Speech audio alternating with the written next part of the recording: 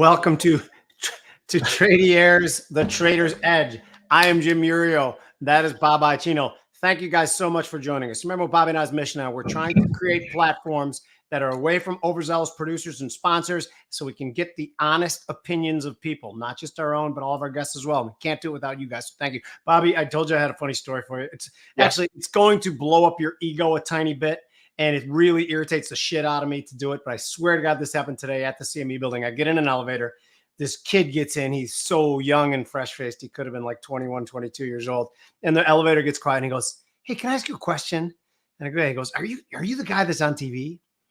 And I go, "Yeah." And I go, "Usually I ask, do you think that guy's smart or dumb?" And I answer the question dependent on that. And he laughed a little bit. He goes, "No, man, I think you're so informative. I watch you all the time." He goes, "Your last name is Iaccino, right?" And I said, "Yeah, Iuorio," acting like that's what he said. I didn't even give you anything. That's correct. First name is Jim Bob Jim, whatever. Right. So it was like he hit me right here, just painful. Okay, before we get James on, stocks got hammered today toward the close. And you think it's any significant or just a little bit of squaring up before you heard about this election coming up next week? Yeah, I heard about it. I think it's squaring up. I was looking at volume today, and it's initial volume. It's not official volume, but it wasn't spectacular. And I just think looking ahead at the calendar, PCE, non-farm payrolls, election, which I think matters in the short term. Murderer's row of earnings too. Yeah, exactly. Big earnings with Apple, Meta today. Microsoft just came out and they beat. Roku is down about 8% right now. That just got hammered. So just a lot going on. There's no reason to put on new positions, in my opinion, before this, unless you're longer term, like our current guest. Our current guest, who is an expert in so many different things. I'm curious as to which way the conversation will go, because with us, it'll probably go into some weird, dark rabbit hole corner, which is what I like. By the way, as I've said a million times, you guys can think Bobby and I are dumb shits and have bad opinions, but you cannot deny the fact that somewhere, way or another, really, really high-end guests say yes to us, and today is no exception. Let us bring in James Fishbach, co-founder of Iuorio and co-founder of Incubate Debate. Both things that are really, really cool and interesting to talk about. Let's bring on James.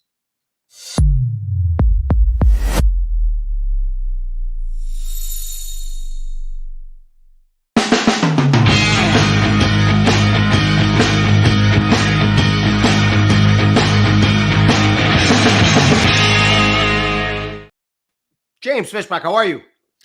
Great. Good. Thanks for having me, Jim Bob. Great to see you. It's always like you literally are a hero of ours for so many different things. I'm not even joking, and I'm not trying to blow smoke, by the way.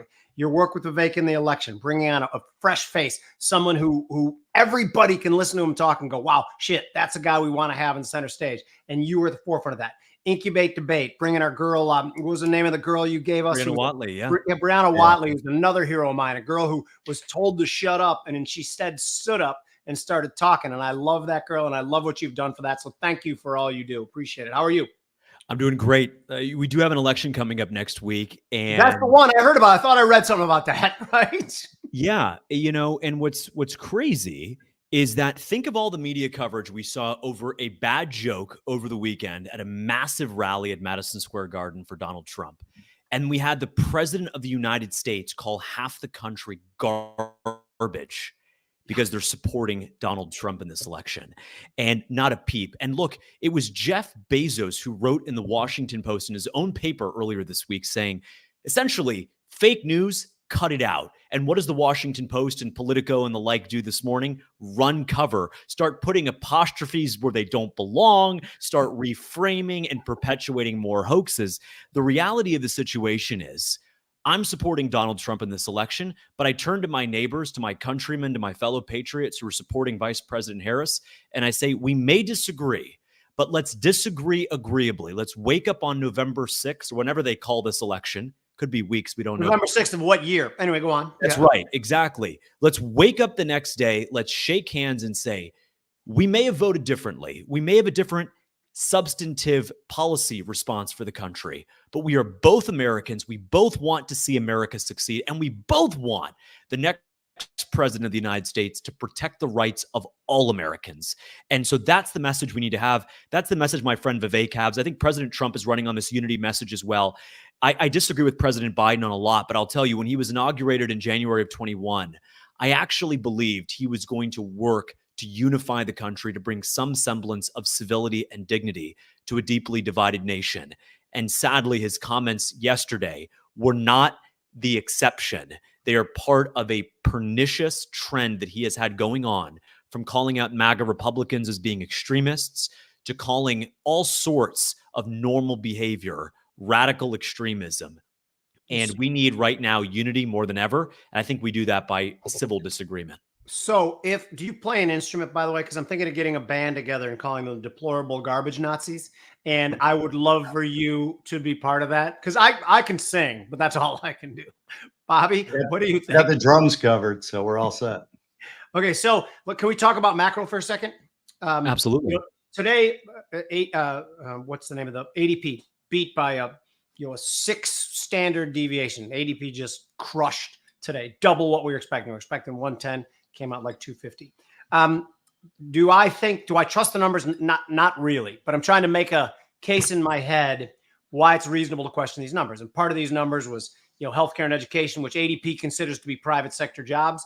I don't. We lost 19,000 manufacturing jobs, which, although Bobby's banged this drum a million times about, manufacturing is not a crucial or critical part of our country's job creation right now. But the macroeconomic condition regarding expansions or contractions generally tracks manufacturing data pretty well, if I'm getting it right. What do you think of today's numbers? And I got to close my window because there's a guy mowing the lawn outside. You answer though. What I would say is that today's numbers are the latest in a string that shows the economy, despite the terrible policies of the Biden-Harris administration, is actually punching above its weight. Second quarter GDP, you know this, Bobby, surprise to the upside, was revised up to 3%. Third quarter GDP, as measured by the Atlanta Fed nowcast, is at 2.8%. Unemployment, again, a lot of issues with that number, but yet we're still near those secular lows. Look at Bitcoin going above $72,000 this week. The S&P a stone's throw from an all-time high. You ask small business owners, the NFIB does every couple of months. What do they say? Only 4% of them, Jim, say that financing is a top concern of theirs. You know what a top concern of business owners is? 23% tell the NFIB their top concern is inflation. Inflation is an insidious force. It affects everyone anytime and everywhere. And whether you're a small business owner or a worker, that is something that affects you in a real way. And so what I would say is, look, I look at December 25 SOFR as a pretty good barometer of what the market is pricing over the next 12 months for Fed cuts. That thing has taken out 70 basis points of Fed cuts over the past month. That is an unbelievable move. We kill, as rate traders, we kill to have 70 basis point range in a given year, and we've gotten that in a month. This is not necessarily due to the fact that President Trump is rising in the polls. It's due to the fact that the economy is actually punching above its weight. Now, look, the aggregate statistics, you guys know this. They don't tell the full story. One thing to remember is you look at something like consumer spending, which has been a pretty strong input for GDP. Let's not forget that 70% of our GDP is the consumer. But the consumer spending numbers, they're not rigged, but they don't reflect what most people think they reflect. Let's not forget the top quintile, the top 20% of earners have 40%, make up 40% of consumer spending. The bottom 20% make up 9%. So the most well-to-do in our country, and I don't fault them for it. I happen to be in the 20%. I think all of us happen to be in the top 20% of earners on this call. We have a disproportionate impact and influence on the overall numbers. And so you look at consumer spending, look, you don't judge the economy by how well the VIPs at the restaurant are ordering off the menu. And so if I look at the economy as a restaurant, I don't say, well, because the VIPs are ordering caviar and champagne and beef Wellington, that the family of four at the Cheesecake Factory that's trying to split the appetizers, and I was there as a kid, right? That is somehow indicative. And so, but here's the summary, is that the economy, as we understand in the aggregate statistics, may not be one person, one vote, because the wealthy have a disproportionate share on the statistics. The election is one person, one vote. At least it should be when we have legitimate legal elections, and we need election integrity more than ever in this country. Are we going to find a Photoshop picture of you working at Cheesecake Factory? It's going to be like some young Hispanic woman, and they're going to put your face on it. This is your picture from the Cheesecake Factory. I want to. I just hope, Bobby, the CEO won't come out and say I never knew him, even though I was busting tables for 3 years and made him $100 million. I was the head of mozzarella sticks, okay? And no washed up hedge fund manager in New York is going to change that. We don't apologize to the hedge fund manager that he's referencing. So 2 things there. Number 1, I love Cheesecake Factory. I'm not afraid to admit it. Number 2, I love mozzarella sticks as much as that's an absolute affront to my culture. But I want to talk about the jobs number because Steve Goldstraw just put up a comment. He's a regular watcher of ours. The numbers tell you nothing about the quality of the jobs and the number of hours. So I'm going to read something. This is from a Substack that I wrote, but that's not why I'm reading it. I'm reading it because I stole a bunch of the Substack from an article by Jeffrey Tucker. Okay. I think it was all of it. It was pretty much all of it. I wrote about 900 words. I wrote 100 myself, and the other 800 were. And the other 50 was written by AI. Yeah. So anyway, he had a title. He had an op-ed in the Epoch Times called "Another Look at the Jobs Report." This is September's jobs report. Okay. The September jobs report was released last week. Last one before the election, without knowing anything else. He was wrong about that, by the way. You could anticipate that there would be some hidden problems. Let me scroll down here. I started digging in right away and immediately noticed several features. First, nearly half the new jobs were part-time, to Steve's point. Okay. Second, government employment made up a substantial number of the new hires. Third, there has been no net job creation among native-born workers, but rather an overall loss of 500,000. This brings me to what I wanted to mention and ask you about.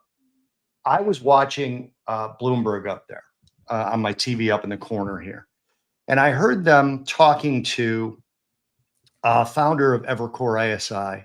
Can't remember his name right now. Not important. It'll come to me before the show's over. And he was talking about how this particular administration has done a poor job of explaining to people how the economy's better than they think. How fucking sick are you guys of telling everyday people who are going out to their 2 jobs, right? Working a total of 12 hours a day, 10 at one, 2 at another, or 8 at one, 4 at another, and then going out there and paying like $180 for a carton of eggs. What can be done to explain to these people? Does it have to be the election? Or if, like you said, our fellow Americans decide to elect someone else, can it be explained that, look, stop telling us we don't know what's going on out there?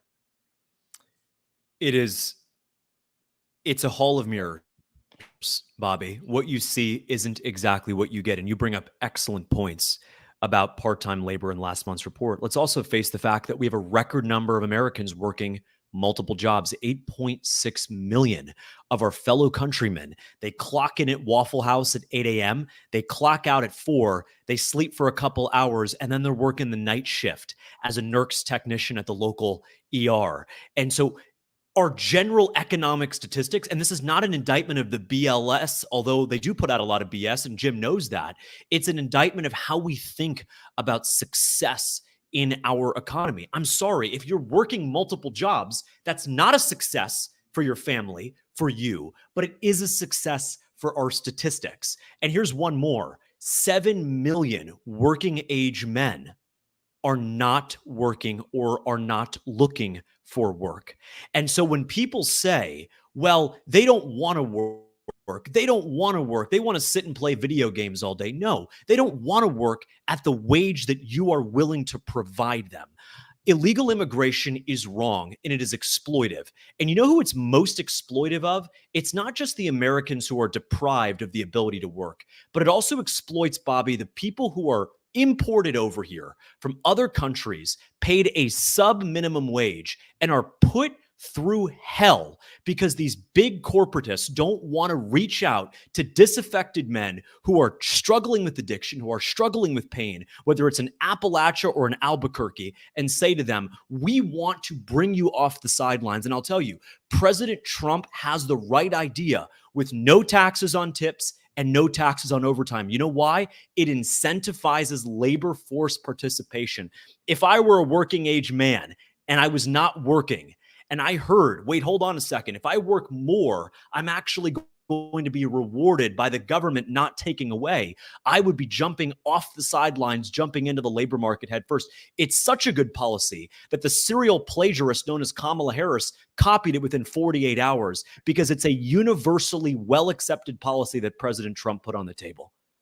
So let me ask you then, and you went right where I wanted to go with this. So I do believe that initially, President Trump's policies, if he wins, we don't know if he's going to win, are inflationary. I think Kamala Harris's policies are also inflationary, but I think President Trump unleashes inflation sooner. Now, having said that, what is the probability or plan for that sort of productivity miracle and that participation to offset that inflation and maybe take some of that? We all know inflation, other than supply chain, which we witnessed during COVID, the biggest component is wages, right? So you have to get that labor force participation, as you said, to sort of ramp up so that wages can be kind of kept under control. I want to crack at this after James takes it too. Yeah, it's just, it's a witch's brew right now. In the short term, it could look bad. It could. And let's just, I mean, you and I all three of us could debate for hours about the exact inflationary impacts of particular policies. But what I will say is, let's just assume there is inflation for a second, Bobby. There's a one-off burst of inflation because of some of the policies that Trump has put on the table. What do we value more as Americans? Do we want to solve when it comes to trade policy and tariffs? Do we want to reinvigorate American manufacturing and get the men who are addicted to opioids off the sidelines and back on the work lines in places like Detroit and Indianapolis? Or do we want cheap air fryers and Chinese electric vehicles? Which do we want? Because guess what? If you want cheap air fryers and cheap t-shirts and cheap sneakers, and you want to sell out American workers in the process, then guess what? Continue doing globalization, continue doing what Kamala Harris has done and what George Bush has done and what Bill Clinton has done. Sell out the American industrial complex, sell out American manufacturing. But if you want to maybe accept slightly higher prices in imported goods, and let's look at the CPI basket, only 12% of the CPI basket is imported goods, a lot of which we can be making right here at home. The second thing is, if we accept that there's a one-time inflation, and I don't necessarily accept that, but for the sake of argument, let's accept that. Then let's talk about the ways we can lower inflation. What has Donald Trump said? You're only getting a tax cut, big company, if you make in America. Think about what that means. Lower tax rates from 21 to 15, but you have to manufacture in the United States. Think about the second, third order effects of what that's going to do for the local economy, for local businesses, for restaurants. Now that you are reinvigorating small rural communities, industrial communities that once used to be the backbone of this country, are now going to start to see life breathed back into them. And so there's a much bigger arc at play here. But what I will say is, let's just talk about headline numbers to wrap this up. If Kamala Harris says she's going to give a $1 trillion tax cut in the form of new home credits, and Donald Trump says he's going to give a $1 trillion tax cut, let's just say for argument's sake, in the form of lower taxes for American companies who hire and employ here, one of those is inflationary and one of those is deflationary. Right? One of those is a transfer payment that goes directly in the hands of people who are going to spend it like there's no tomorrow. They're going to be lining up at the Gucci store on Miracle Mile, and they're going to be spending that money like it's nothing. And on the other hand, that $1 trillion, yes, is technically going to be deficit spending because we're foregoing that revenue from the federal government, but it's being used to open up productive capacity that is not being tapped. It's being used, Bobby, to bring workers, 7 million working age men who are not working, off the sidelines and say, hey, you may have been struggling with addiction. You may have been struggling with alcoholism. The only way, I believe that the only way you can truly overcome that is through faith and through the dignity and purpose that comes with gainful employment. And that's what President Trump wants to do. And so if the inflation numbers, as just an example, if they end up ticking higher for 6 to 8 months, as a purely hypothetical concession, I think that's a small price to pay if it means actually bringing people off the sidelines and bringing real productive capacity back into the economy. Jimmy, what do you think? That last point, I 100% agree with. I do want to say, everyone who's watching, to understand that we're saying it's a small price to pay, and none of the three of us have to pay it. it's other people, we are more insulated from those things. But I do 100% agree that is the road to get to a spot. By the way, what the hell were those balloons that came up on your screen a second ago? Did you see those or no? That was the, when you do this, I think the balloon. Oh, this does the. What the hell? Did you not see the balloons, Bobby? No. He put his thumbs up and balloons came up. Look at those balloons go. We don't have that function on ours. Okay, That but is anyway, spectacular. back to the question. And did you guys watch Speed Racer when you were little? But anyway, Yeah. Remember, I think there was a scene where Speed's trying to get out of the a cave, and the cave doors are closing, and then toward the end, his car goes sideways and slips out through the closing cave door. Okay, my opinion, that has nothing to do with my answer. No, I'm just kidding. That's a metaphor, because I think there is a sliver of light to avoid a real rebound of inflation that's going to be painful. And I think the AI productivity boom could happen. The internet, I think Paul Volcker and Ronald Reagan deserve credit, but not quite as much as they get, because they also happened to slay the inflation drag. In the same time, there was the biggest disinflationary technology boom in our history in the internet. Sure. Is AI to the level of that? Nowhere close. Is it 1/10 the level? Perhaps. And the internet still exists and is still getting more and more more and more entrenched in our life and is disinflationary. And also, something that Stephen Moore reminded of us in Orlando is that if Trump's policies get put in, it's more of a supply side. Just take energy for a second. If he's drill baby drill, which I believe he'll be drill baby drill, the net result would be lower energy prices. Lower energy prices are an excellent disinflationary tool for our economy. Now just extend that out to tons of other different sectors, and we could have a supply boom, which could drive prices down. Which, by the way, I did want to add some, because I was thinking of, I hate corporatism, but everybody I talked to about that CHIPS Act, about building chips here, says it works, which, by the way, that does not fly in the face of my disdain for corporatism at all. That doesn't mean that everything they do is going to explode in their face. Some things can be good. Do you like my points about AI and about supply side, James? I absolutely do. And I think that, the Chat GPT-5, right, the next revolutionary version of that thing that launched in November of 2022, and we've never looked back. I mean, I use this tool every single day. I cannot imagine my life without it. Chat GPT is going to happen no matter what, whether it's President Harris or President Trump. But let's remember that the regulatory environment and something called the justice system is going to be a lot more favorable under Donald Trump than under Kamala Harris. What did Joe Biden say? That the Justice Department needed to look into Elon Musk. Just last week, we caught the Coastal Commission in California colluding against Elon Musk and the revolution that is SpaceX. Why, Bobby? Because of, quote, his tweets were not politically correct. And so that type of behavior doesn't fly under Donald Trump's leadership. And so will SpaceX continue shooting rockets into the space? Absolutely, whether it's Harris or Trump. Will we get ChatGPT-5? Absolutely. Will we get autonomous driving and Optimus humanoid robots? Absolutely. But we're going to get rocket fuel, pun intended, with a lot more of it under the Trump administration, because he's actually going to be favorable to this technological revolution, as opposed to Kamala and the Lena Khans of the world, who are trying to, at every turn, frustrate and really become an obstacle to what is American ingenuity. I think there's no question about that. And I think if you want to know who corporate America favors, all you have to do is really break down a chart of small business optimism, and when optimism starts to perk up. And that's when guys like Donald Trump are going into office, because that's when they feel like somebody has their back. I wanted you to comment on one thing before I give this up to Bobby. I had, by accident, the TMZ of financial networks on last week, and the story came on about a judge blocking a merger between two companies. I can't remember what the companies were called, but they made purses, handbags. One of them I think was called Tapestry, but that might not be the case. But the judge blocked the merger. They said, purses, handbags are too important. Women carry their medication, can't have monopolies. Women carry their medication, baby supplies. Thinking, what the hell are you people talking about? If they want to jack up the prices on handbags, the three of us will be making handbags in about a week, and they'll be just fine for carrying medication in. When you see a story like that, does it blow your mind about just the heavy hand of government being all over the corporate sector?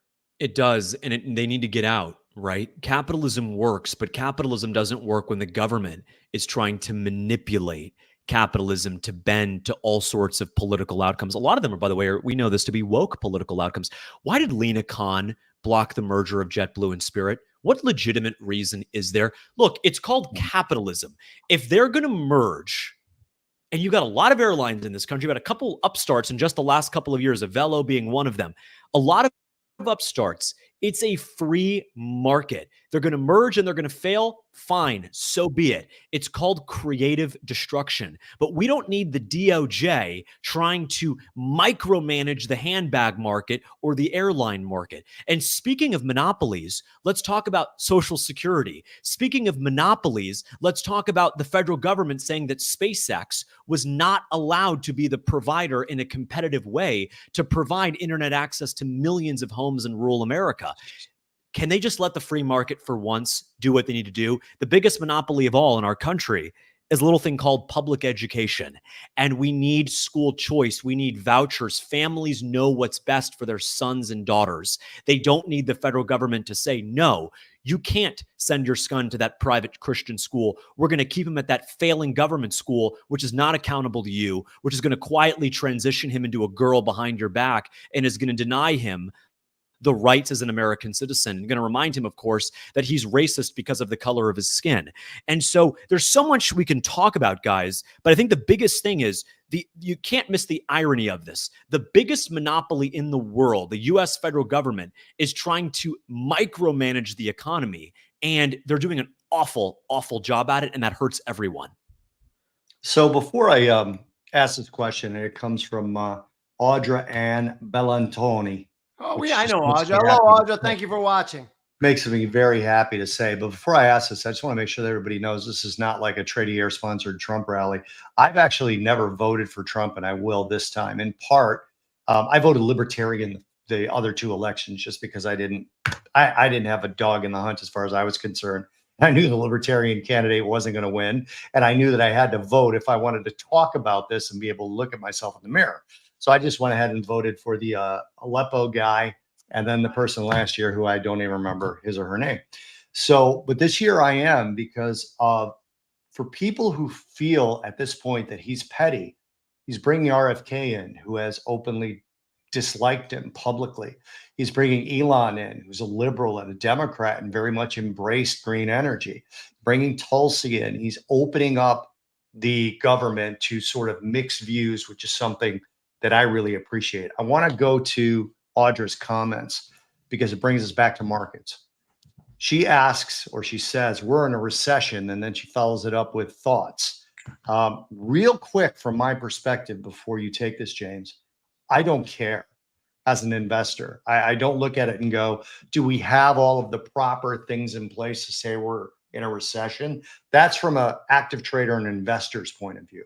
But I don't think that the data says we're in a recession, even though I think we're in not anywhere near as good of an economy as people think. Go ahead, James.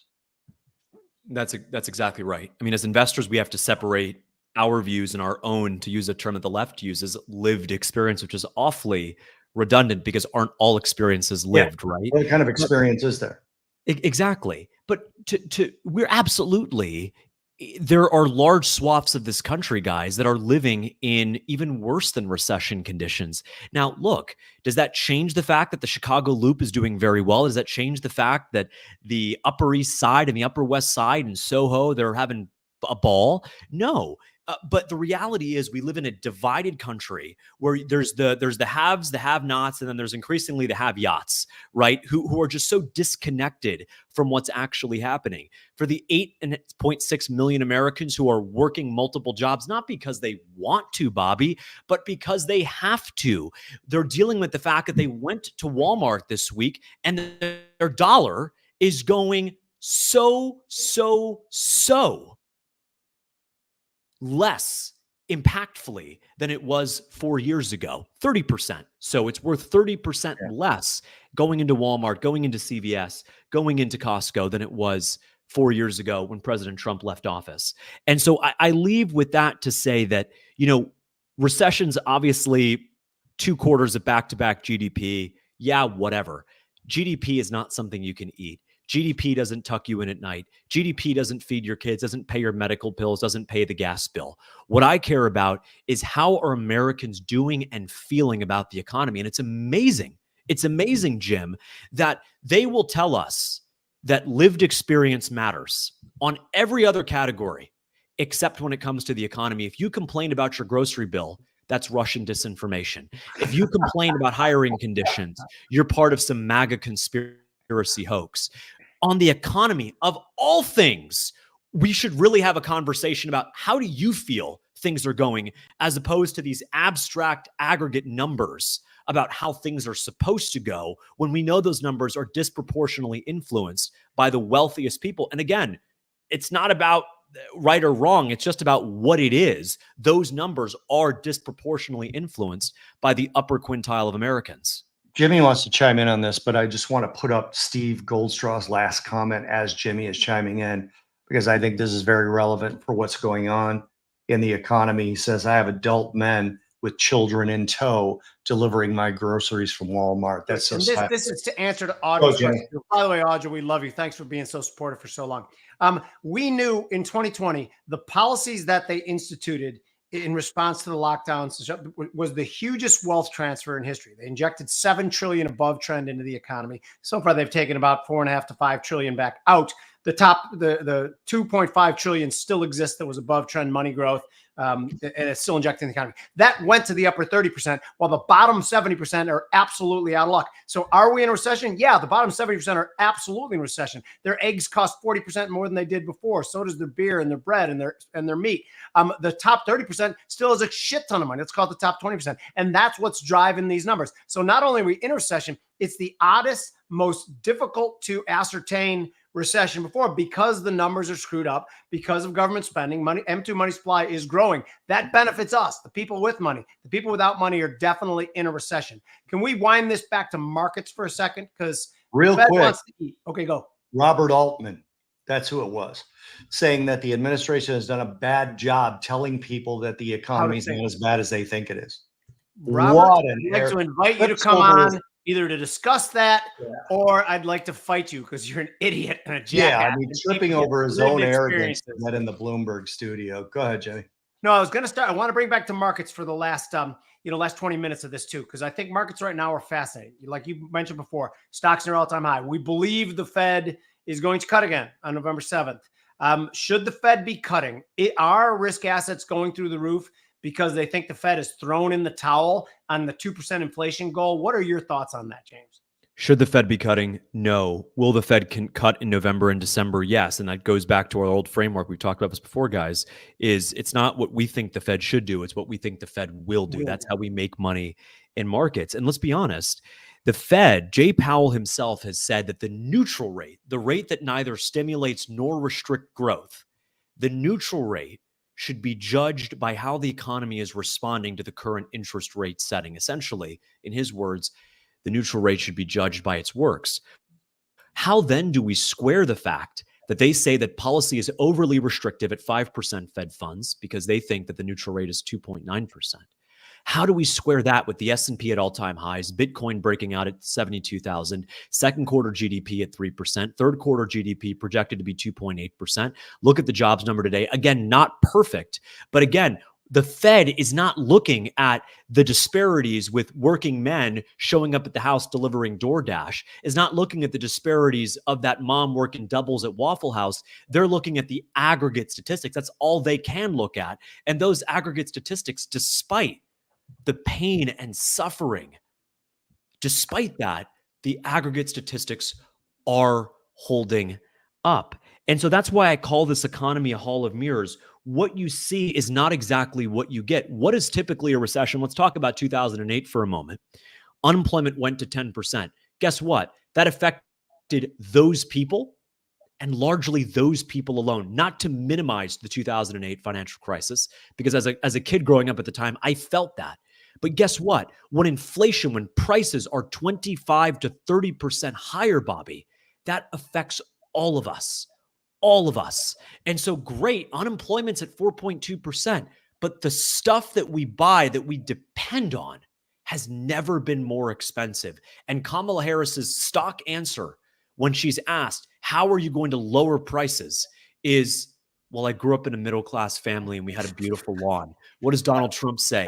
Drill, baby, drill. Incentivize workers. It's no tax on tips, no tax on overtime. That's how you do it. Fortunately, we are all blessed with the drive and the motivation to wake up in the morning. For Bobby in Naples, for Jim, you in Chicago, for me in Florida, in the panhandle of Florida.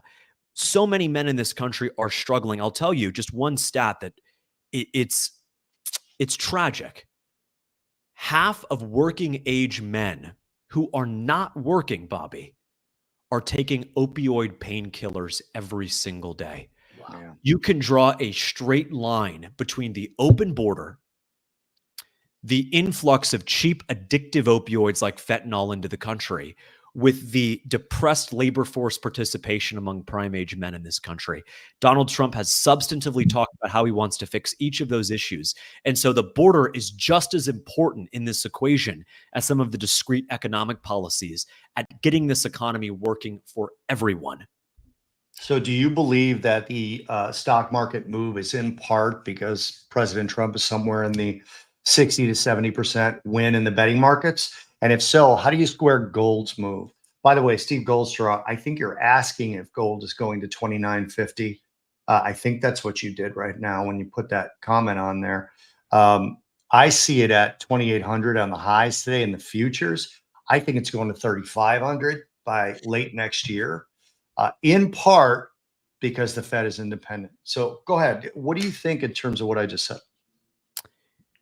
Yes, markets, as we know, are obsessed with the future. They're not living in the present. Markets are forward discounting mechanisms. Yep. The markets are absolutely going higher because of the optimism that comes with President Trump's victory. We saw it immediately after his win in 2016. And so the only question now is what powers the next leg higher. I'm a big believer that the S&P is going to hit 6,000 here in the next 3 months or so. I think that gold too is going to continue to move higher in this environment, not just because of the prospect of inflation. Inflation has much to do as well with what's happening globally with geopolitics, with the uncertainty there. Let's not forget that the U.S. weaponized the dollar under President Biden after Russia invaded Ukraine in February of 2022. That is every reason to believe that central banks globally are de-dollarizing, that countries are saying, look, I don't want to cross the U.S. and do something that might be inconsistent with Western liberalism to the point where my dollars are going to be frozen and I'm going to be locked out of that system. So what's the only thing to do? It's to diversify away, and gold's going to be a key beneficiary of that. And so I'm a big believer of moving away from the 60-40 portfolio and moving into the 80-20 portfolio, 80% stocks, large cap, the S&P type names, and 20% in gold. That portfolio, Bobby, over the past 20 years has had a lower volatility profile and a higher return profile than the S&P alone, and then 60-40. That's a winner, and that's how I'm thinking about things longer term. So can I, here's my base case. One of the reasons I'm long gold, long silver, long Bitcoin, long real estate, long stocks to a certain degree, but not as totally behind stocks I am behind the other things too. I believe, and we've seen some auctions go poorly, which is, my opinion, the world telling us maybe guys are issuing too much debt. I will give the caveat that the 7-year yesterday went pretty well, but the 5-year before that did not go very well. So my belief is this, is that if 10-year yields continue to rise, and if part of that rise is because there's less demand at these auctions, and the Fed at some point in time steps back in and starts reinstituting QE and expanding their balance sheet, that's the point in time, in my opinion, that the trades that have been good turn into great. Gold, silver, Bitcoin, real estate. Is that on your bingo card? It is on the bingo card, and it's actually what the Bank of England did in the fall of 2022. You'll remember that they put out that mini budget, the autumn budget, and the gilt market had its worst sell-off, its worst 5-day sell-off in history. It was twice as bad as anything we had seen prior. What did the Bank of England do? They infused liquidity into the system, not because they thought that the economy needed it. It's because their government bond, the gilt market, needed it to continue functioning. And so you may not necessarily get rate cuts. I don't think you will in that environment, Jim, but you will get the Fed buying government bonds, not because they want to, but because they have to provide liquidity when these bid offer spreads just blow out. You could drive a truck through them. And so that absolutely is the case. And guess what happens to gold, to Bitcoin, to silver in that environment? But I think that the bigger fundamental piece here is that AI is an absolute game changer. It's 10 times bigger than the internet. If anything, it's underhyped versus overhyped. We think of GDP growth as labor force participation plus productivity growth. We spent a lot of time talking about how AI boosts productivity, even if the government statistics have to do an awful job of measuring that. But let's talk about the other part of the equation. AI increases labor force participation, not of the human kind, but of the intelligent software kind. If you have an AI, now a 10-to-1 ratio, I've got 10 AI agents working on my behalf 24 hours a day, 7 days a week, 365 days a year, doing my bidding. I effectively have increased the participation, the population of the labor force, and GDP goes up massively in that environment. And just look at a chart over the last 30 years. As GDP moves up and to the right, so do stock prices. So last time we talked, Tesla was a big holding of yours. Yeah. And you talked about fully autonomous driving. Is that what they call it? Yeah. Whatever they call it. I know there's an acronym. Tesla blew it away, and they last week, and they said by 2025 we're going to have fully automated driving. You still on that trade? Absolutely. And it's because I'm living it. I'm living it. It's October 30th. I've driven about 1,200 miles this month. I haven't touched the steering wheel once. There's no car on the market that can do this, just using cameras, 360-degree field of view at night, in the rain, in the sun, on rural interstates, to on 95 in the Florida Turnpike. It's just unbelievable, Jim, what this technology is doing, and it's only getting better from here. And here's the best part. We saw the hardware earlier this month in the Cybercab, this 2-door gull wing door operation with the new car. But what Elon has said is that the Model 3 and the Model Y, these models that are already out, are going to be on the robo-taxi network before this new hardware, the new Cybercab, is going to be. And so we don't have to wait for the new physical vehicle to show up. We can have these existing vehicles like the Model 3, like the Model Y, picking people up, dropping them off, whether it's at church, at dinner, at the mall, wherever it may be. That is a game changer. And it's just the beginning of the Tesla story. So for me, that's just the number one stock you have to own. It's an AI play more than anything. This is not a car company. It is a pure play on autonomy. So what I would say to that too is there is nothing that creates a greater nightmare to me than the fully autonomous driving, because of the technology is involved and the reporting mechanism of the government. I have a car right now that I always feel like is reporting back to central command on everything I do poorly. However, there are 6 million car accidents a year just in this country, and 45,000 of them are fatalities. We as a species are not good drivers. I open the door, and that to me is more important than the government tracking us. We'll allow them to track it more. Yeah. And it all goes back to Tom Sowell, is that there are no solutions. There are only trade-offs. I agree with this trade-off, despite the fact that it allows them to surveil us a little better. Bobby? I cannot wait for fully autonomous driving to be fully embraced by the fully country, so that I could just go in the back seat, tell my car to drive me home, and I can eat my late night pizza and have one more drink, so I don't have to worry about it. To me, even the occasional software glitch is going to be nowhere near the amount of deaths and injuries that happen when humans are actually behind the wheel. I want to put up Cardi. I think it's Cardi. Is that Cardi or Candy? Oh, James, we were doing a podcast about 2 months, 3 months ago, and I get a text from my wife saying I've been in a bad accident. Like I'm recording the podcast. You should have seen the car. The car was absolutely destroyed. A woman ran through a red light while she was talking on the phone. Absolutely destroyed my wife's car. If my wife wasn't wearing the seatbelts, she was hurt for about 3 weeks. But she said, "What if the dog was in the car? The dog would have never survived." And I know people, before you point fingers, I mean, that's a big deal to us. But whatever, Bobby, you were about to say something about Cardi. No, I like dogs better than I do people. Me too. Cardi has a comment in here that I like, and I wanted to put up. AI and med tech is just getting started.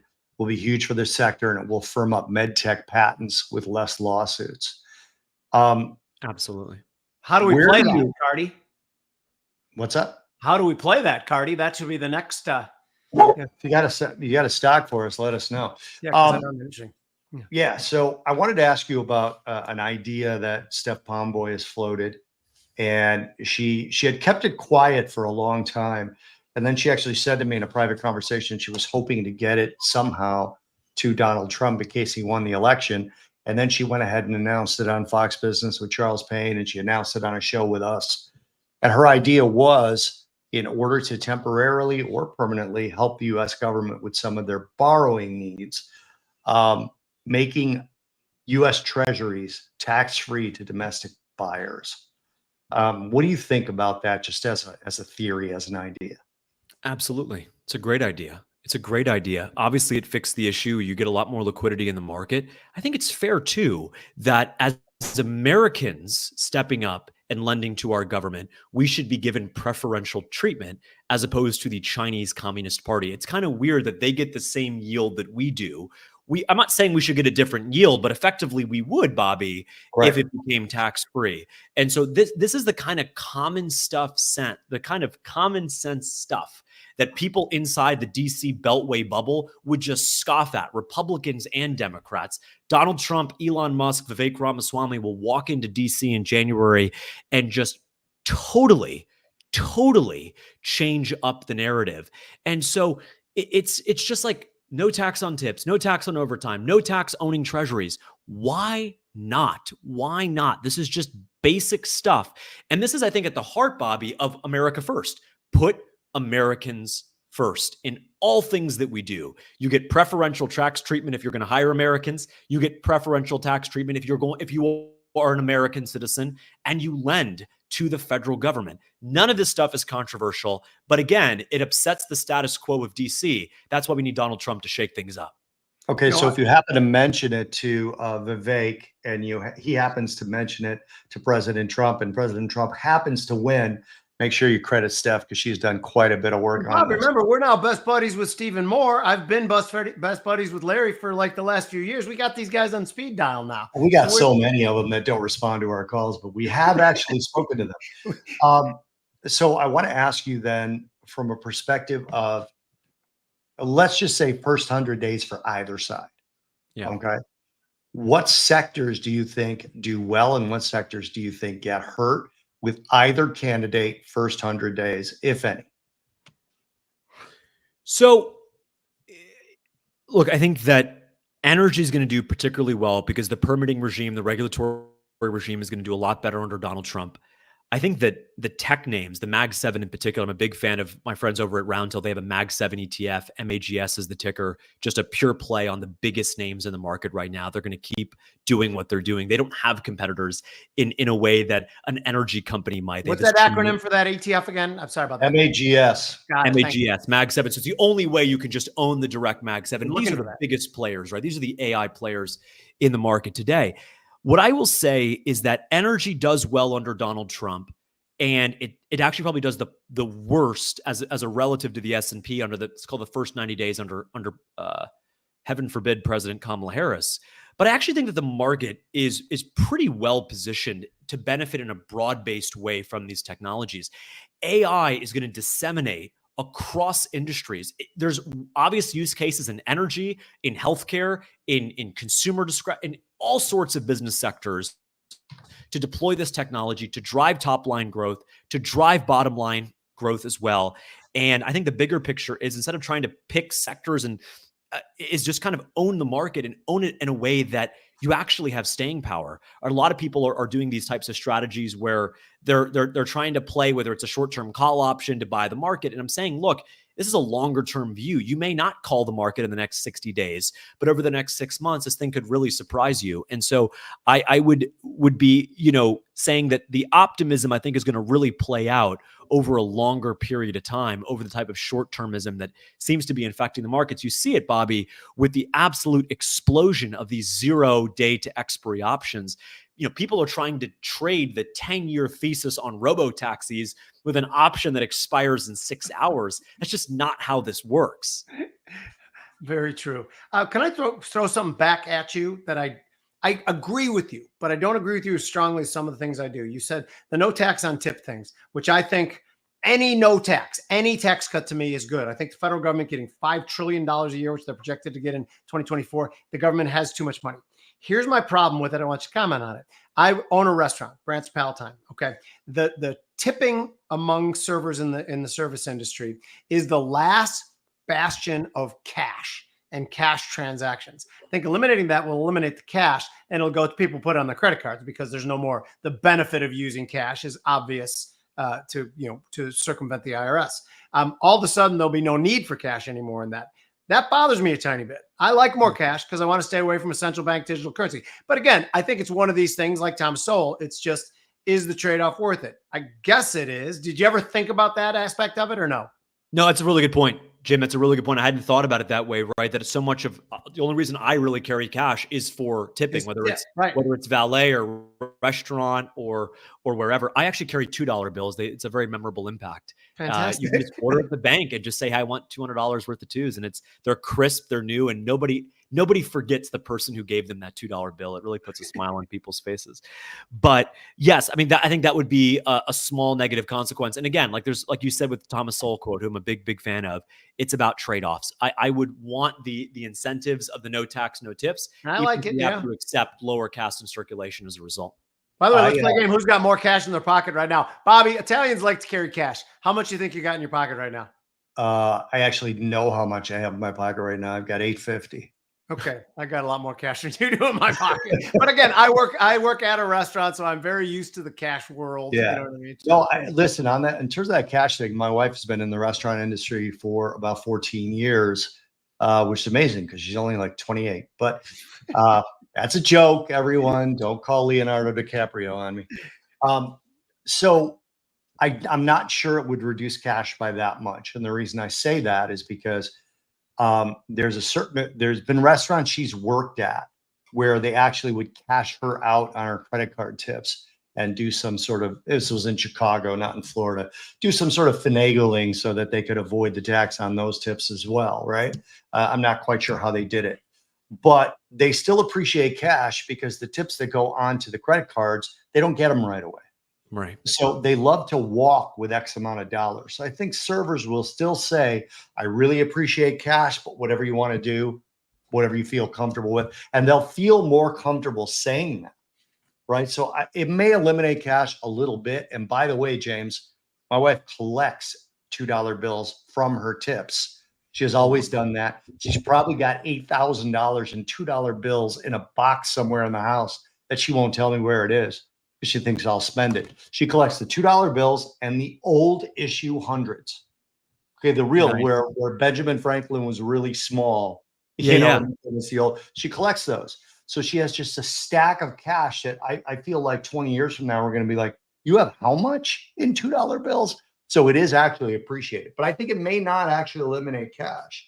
So Jimmy, I don't know, you guys don't cash out on credit card tips. No, we don't. Yeah, we just we have to wait for that money. Our servers just don't get any tips apparently. But Bobby, I'm going to ask you a trivia question of which I will give you this $100 bill in my pocket if you can get the answer to this question. Okay, here it comes. There's a $100 bill. So I've grown up in Palatine, Illinois, right here. Yeah. Okay. When I was a kid, $2 bills were everywhere. There's an actual fundamental reason why $2 bills were everywhere in Palatine, Illinois. Can you figure out what it is? I don't know what that 10 is. seconds. I don't know that much about Palatine, Illinois. It's right next to Arlington Heights, Illinois. I'll give you that hint. Oh, the racetrack. The race. Well, then you don't get the 100 because I gave you the hint. We were in the shadow of Arlington Park Racetrack, which the minimum bet was $2, and they then would pay out in $2, and people would give them bets in $2. So there was always a huge amount of $2 bills at the racetrack, and they'd filter into every business around Palatine. Bobby, do you have anything else to the end? James, you want to say anything else? Or we're going to call it. James? Well, what I would say is we got a big election. No matter who you're voting for, vote on Tuesday. Elections have consequences. We see that now after the past 4 years. And I think we have to wake up on November 6th saying, no matter who you voted for, we're still Americans. We're still part of this same crazy experiment that got kicked off nearly 250 years ago. And we have to come together as a country and support whomever we elect on the 5th and do whatever we can to make sure that they succeed, because if they succeed, the country will succeed. That's a great sentiment. And by the way, I need that advice sometimes, because sometimes I'm like, the hell with you people. I've already compromised. I'm not taking a step towards the middle. And I say that out loud to myself sometimes, but I need someone who's a kinder, gentler soul to sometimes tell me, no, you root for the pilot, regardless of who the pilot is, to not crash the plane. And I will do that. And I appreciate that. Someone needs to talk to Steve on the side here, because he's very angry. Apparently he just wrote his last comment was Civil War. So that's for younger people than I. Right? Anywho, This is the Trader's Edge. James, can you tell people where to find you? Yeah. So headofmacro.com is our free newsletter for Iuorio. And of course on X, J_Fishback. Awesome. And James is a great follow, by the way, too. Always puts good. And by the way, that speech you gave, I can't believe I didn't mention it tonight. Oh, yeah. The speech, go to James' Twitter and please post that 20-minute speech you gave, which I thought was fantastic. Can I just take something out of there? Sure. I have been re-quoting "Take Trump seriously, but not literally." I've been re-quoting. So if you took that from somebody else, it's yours now, because I just keep saying it. It is a wickedly accurate statement. I really appreciated that. Well, my pleasure, Bobby. And look, it's true, though. I mean, I believe in President Trump 110% and recognize that what he's doing now is a public negotiating tactic to draw out the other side, to bring them to the table, for them to make concessions first. He did this successfully in his first term, and so we'll do it again. So let's not get caught up in the noise in the headlines and how the S&P is going to react to some tariff headline for John Deere. Let's keep our eye on the prize, and let's make America great again. Steve Goldstraw, we are too. I'm not going to put your comment up, but we are too, buddy. No, I'm not. That doesn't mean Civil War. Whatever your last comment was, we are. His last comment was. Anyway, this is Tradier's The Trader's Edge. I'm Jim Iuorio. That's Bob Iaccino. As always, I want to thank you guys for supporting us. All the DMs, all the retweets, all the feedback. It is fantastic. Remember, Bobby and I were 20 to 25 years in legacy media. What we found was that guys like us who are outspoken don't like to be pressured by overzealous producers or sponsors. We want to be able to say what we think. What we think might be bullshit and wrong, but it is honestly what we think. And our guests do the same thing, and we appreciate it. None of it works without you. Thank you guys from the bottom of our heart.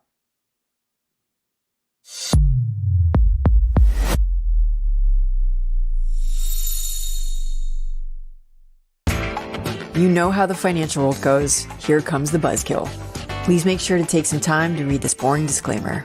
We will owe you one.